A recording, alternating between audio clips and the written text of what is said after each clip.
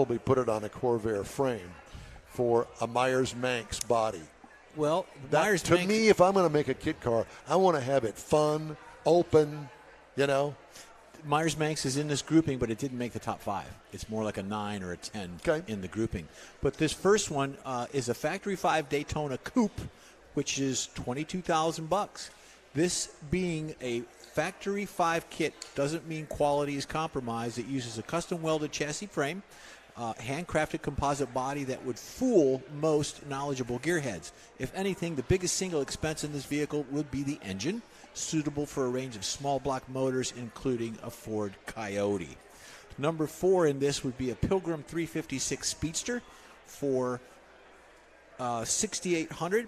Of course, you will need to provide a donor motor, which would be from a VW single axle. Decent condition would be suitable. A Pilgrim kit uses the chassis and the original running gear to create a faithful recreation that would be simpler air-cooled Porsche motor. Replica on the first taste would be more of a motoring thing. So $6,800, you could get a 356 Speedster. The next one would be a Provo design Countach.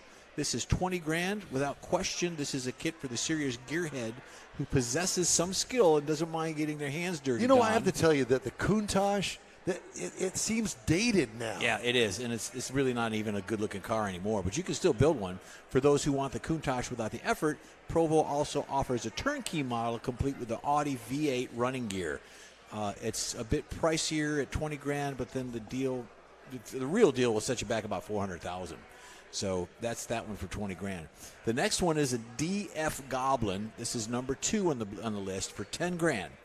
The good thing about the Goblin, it's a custom tubular chassis, has a pretty basic, humble Chevrolet Cobalt mechanical parts.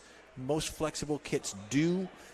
Who knew it that a car could be so much fun for so little money, being at $10,000. And the number 1 in our book is a Dax Coupe. This one's $26,000. As an example, a 65 Shelby Cobra Daytona Coupe recently sold for $1.49 million. This one from JK Sports Cars. I have the opportunity to build one, a replica, legendary sports car, a giveaway price of $26,000. You can put a V8 from Ford, Rover, Chevy, among other manufacturers out there. So that would be the top 5. Yeah, and that buys the kit. You still got to go buy suspension and wheels and tires and engine transmission. No. Those are all part of it. That $10,000, but you with the other ones with the Volkswagen, you got to buy the donor hub. The pan. They buy the donor. That's the only thing that's not included. So these you can get them for those prices. You just have to have the time, the patience, and a space to do it. Really. Yep. I want one.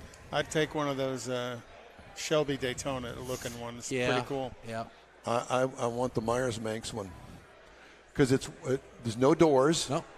It's a one-piece body that I'd have to have shipped here. Yep. And instead, I don't know what kind of motor. I said Corvair motor because I know about them. But but what Volkswagen do just as well. I know. Well, and create more power. No.